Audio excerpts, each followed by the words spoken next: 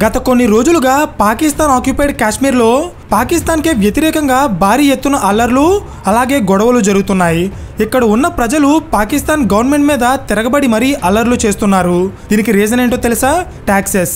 అంటే కొన్ని నెలలుగా పాకిస్తాన్ ఆర్థిక వ్యవస్థ పరిస్థితి బాగోకపోవడం వల్ల అక్కడి గవర్నమెంట్ వాళ్ళ ఆదాయాన్ని పెంచుకోవడానికి నిత్యావసర సరుకుల యొక్క ధరలు పెంచేసి అక్కడి ప్రజల మీద భారీగా ట్యాక్సులు వేయడం స్టార్ట్ చేసింది. వీటిలో ముఖ్యమైనవి ఎలక్ట్రిసిటీ ఛార్జెస్. సో ఇక్కడ పాయింట్ ఏంటంటే నిజానికి పీఓకే అనేది పాకిస్తాన్ కంట్రోల్లో ఉన్నప్పటికీ అది ఒక ఇండిపెండెంట్ టెరిటరీగా పనిచేస్తుంది. అక్కడ ఒక సెపరేట్ గవర్నమెంట్ ఉంటుంది, సెపరేట్ అడ్మినిస్ట్రేషన్ కూడా ఉంటుంది. అంటే పాకిస్తాన్ గవర్నమెంట్కి ఈ ప్రాంతం మీద ఇష్టం వచ్చినట్టు ట్యాక్సులు వేసే పవర్ కానీ రైట్స్ కానీ ఉండవు. కానీ ఈ రూల్స్ని ఉల్లంఘించి పాకిస్తాన్ గవర్నమెంట్ పీఓకేలో ఉన్న ప్రజల మీద భారీగా ట్యాక్సులు వేయడంతో ఆ ప్రాంతంలో ఉన్న ప్రజలు రోడ్ల మీదకి వచ్చి గవర్నమెంట్కి వ్యతిరేకంగా తిరుగుబాటు చేయడం స్టార్ట్ చేశారు. అండ్ దీన్ని కంట్రోల్ చేయడానికి ట్రై చేస్తున్న పాకిస్తాన్ ఆర్మీని కూడా వాళ్ళు తరిమి కొడుతున్నారు. సో ఇక్కడ పాయింట్ ఏంటంటే అసలు పాకిస్తాన్ గవర్నమెంట్ సడన్గా ప్రజల మీద భారీగా ట్యాక్సులు ఎందుకు వేస్తుంది? ప్రజలు పాకిస్తాన్ ఆర్మీ మీద ఈ రేంజ్లో ఎందుకు తిరగబడుతున్నారు? అసలు పీఓకేలో ఏం జరుగుతుందో నేను ఈ వీడియోలో చెప్పబోతున్నాను. Hello everyone, welcome to today's video and this is your friend Surya.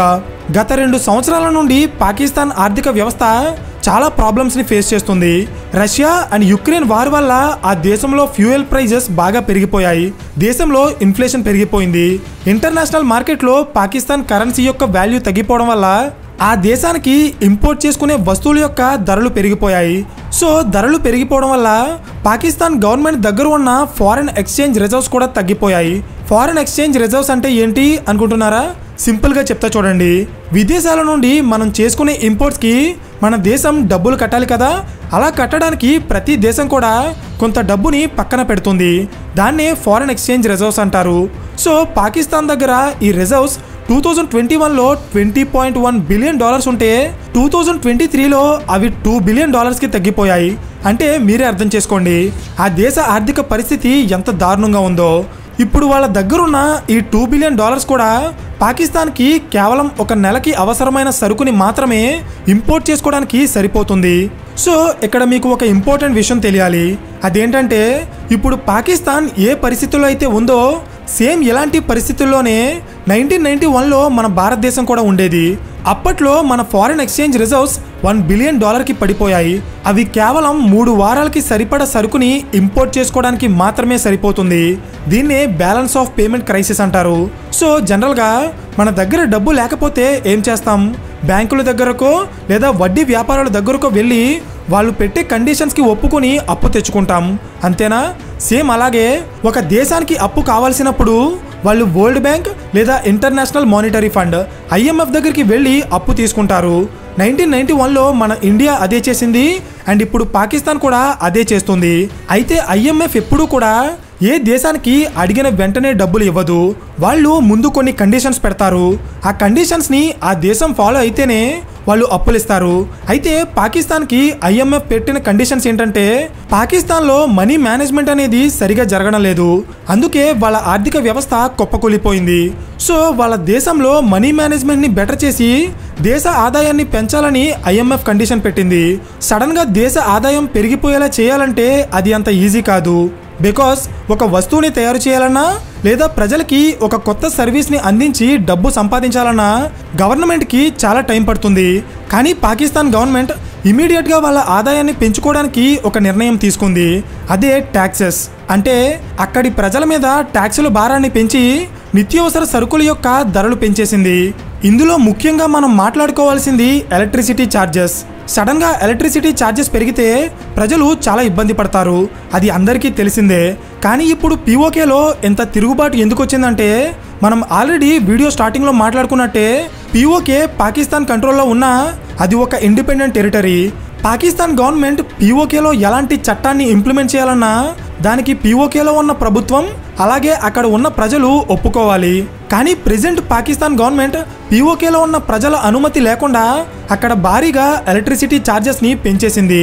So దీన్ని వ్యతిరేకిస్తున్న అక్కడి ప్రజలు పాకిస్తాన్ గవర్నమెంట్కి వ్యతిరేకంగా రోడ్ల మీదకి వచ్చి ముందు పీస్ఫుల్గా ధర్నాలు చేశారు. కానీ పాకిస్తాన్ గవర్నమెంట్ వాళ్ళ ఆర్మీని యూజ్ చేసి వాళ్ళని అణచడానికి ట్రై చేయడంతో ఈ గొడవ పెద్దదయ్యి ఈ రోజు మొత్తం పీఓకేలో అల్లర్లు చెలరేగే స్థాయికి పెరిగింది. అయితే ఈ ప్రొటెస్ట్లని ఆపడానికి పాకిస్తాన్ గవర్నమెంట్ ప్రజల మీద అధికంగా పడిన ఎలక్ట్రిసిటీ బిల్ని తగ్గించడానికి just 2 days back 23 billion Pakistan రూపీస్ని రిలీఫ్ ప్యాకేజ్గా అనౌన్స్ చేసింది. నిజానికి పాకిస్తాన్ గవర్నమెంట్ పీఓకేలో సిచ్యువేషన్స్ని కంట్రోల్ చేస్తున్నాం అని చెప్తూనే అక్కడికి ఎక్స్ట్రా ఫోర్సెస్ని పంపిస్తూ ప్రజల మీద దాడులు చేస్తుంది. అండ్ ఈ దాడుల్లో ఇప్పటికే చాలామంది గాయపడ్డారు. ప్రెజెంట్ పాకిస్తాన్ గవర్నమెంట్కి ఉన్న ప్రాబ్లం పీఓకేలో జరుగుతున్న అల్లర్లు మాత్రమే కాదు, వీటన్నింటికీ కారణమైన ఫైనాన్షియల్ క్రైసిస్. ఎలా అయినా ఇప్పుడు పాకిస్తాన్ ఈ ఫైనాన్షియల్ క్రైసిస్ నుండి బయటపడాలి. అందుకే రీసెంట్గా పాకిస్తాన్ గవర్నమెంట్ $8 బిలియన్ అప్పు కోసం మళ్ళీ IMF దగ్గరికి వెళ్ళింది. కానీ ఈసారి ఇంటర్నేషనల్ మానిటరీ ఫండ్ IMF పెట్టిన కండిషన్ ఏంటో తెలుసా? పాకిస్తాన్లో పెన్షన్ తీసుకునే ముసలి వాళ్ళ మీద కూడా ట్యాక్స్ వేయాలి. అండ్ ఆ దేశంలో ఉన్న ఎలాంటి పెన్షన్ స్కీమ్కి కూడా ఇకపై ట్యాక్స్ ఎగ్జంప్షన్స్ ఇవ్వకూడదని IMF కండిషన్ పెట్టింది. ఈ కండిషన్స్ అన్నింటికి పాకిస్తాన్ ఒప్పుకుంటేనే ఫ్యూచర్లో వాళ్ళకి కావాల్సిన $8 బిలియన్ అప్పు వస్తుంది. అంటే మీరే అర్థం చేసుకోండి ఫ్యూచర్లో పాకిస్తాన్ వాళ్ళ ప్రజల మీద ఎలాంటి ట్యాక్సులు వేయబోతుందో. అయితే పాకిస్తాన్ ఆర్థిక వ్యవస్థ ఈరోజు ఎలాంటి సిచ్యువేషన్కి రావడానికి కారణం కేవలం కరోనా వైరస్తో లేక రష్యా అండ్ యుక్రెయిన్ మధ్య జరిగిన యుద్ధాలో మాత్రమే కారణం కాదు. వాళ్ళ సొంత గవర్నమెంట్ తీసుకున్న కొన్ని డెసిషన్స్ కూడా పాకిస్తాన్ ఆర్థిక వ్యవస్థ కొలాప్స్ అవ్వడానికి కారణమయ్యాయి. దీనికి నేను కొన్ని ఎగ్జాంపుల్స్ చెప్తా చూడండి. జనరల్గా 2 దేశాల మధ్య స్నేహం ఉన్నా శత్రుత్వం ఉన్నా వాళ్ళ మధ్య ట్రేడ్ మాత్రం నార్మల్గానే జరుగుతుంది. అంటే ఒక దేశం దగ్గర లేని వస్తువులని ఇంకో దేశం ఇంపోర్ట్స్ అండ్ ఎక్స్పోర్ట్స్ ద్వారా సప్లై చేస్తుందన్నమాట.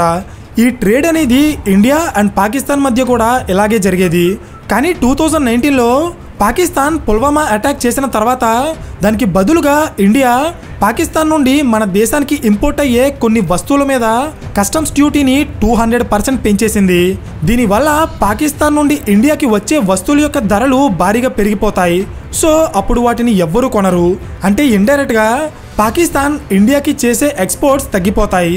అర్థమైందా? 2019లో ఇండియా ఈ నిర్ణయం తీసుకోవడం వల్ల పాకిస్తాన్ గవర్నమెంట్ ఏ స్థాయిలో నష్టపోయిందంటే పుల్వామా అటాక్ జరగక ముందు అంటే 2018లో పాకిస్తాన్ ప్రతి నెల $45 మిలియన్ విలువైన సరుకుని ఇండియాకి ఎక్స్పోర్ట్ చేస్తూ డబ్బు సంపాదించేది. కానీ 2019లో పుల్వామా అటాక్ తర్వాత పాకిస్తాన్ మీద ఇండియా వేసిన ట్యాక్సుల వల్ల ఈ ఎక్స్పోర్ట్ వాల్యూ $45 మిలియన్ నుండి కేవలం $2.5 మిలియన్ కి పడిపోయింది.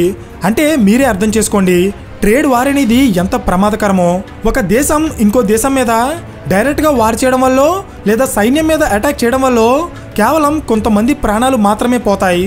కానీ ట్రేడ్ వార్ జరిగితే దానివల్ల ఆర్థిక వ్యవస్థలే కుప్పకూలిపోతాయి. సో మన దేశంలో చాలామందికి ఎప్పటికైనా పాకిస్తాన్ ఆక్యుపైడ్ కాశ్మీర్ని తిరిగి ఇండియాలో కలపాలి అనే కోరిక ఉంటుంది. అవునా? నిజానికి పీఓకేలో ఉన్న ప్రజలు ఇండియాలో కలవడానికి డిసైడ్ అయితే అది అసలు పెద్ద ప్రాబ్లమే కాదు. అండ్ ఇప్పుడు పాకిస్తాన్ గవర్నమెంట్ తీసుకునే నిర్ణయాలకి పీఓకేలో ఉన్న ప్రజలు అక్కడి గవర్నమెంట్కి వ్యతిరేకంగా మారే అవకాశం ఉంది. అండ్ రీసెంట్గా మన డిఫెన్స్ మినిస్టర్ అయిన రాజ్నాథ్ సింగ్ కూడా ఇదే చెప్పారు. మనం పీఓకేని కలుపుకోవడానికి మన ఫోర్సెస్ని పంపించాల్సిన అవసరం లేదు. తొందరలోనే పీఓకే ప్రజలే ఇండియాలో కలవటానికి వస్తారు.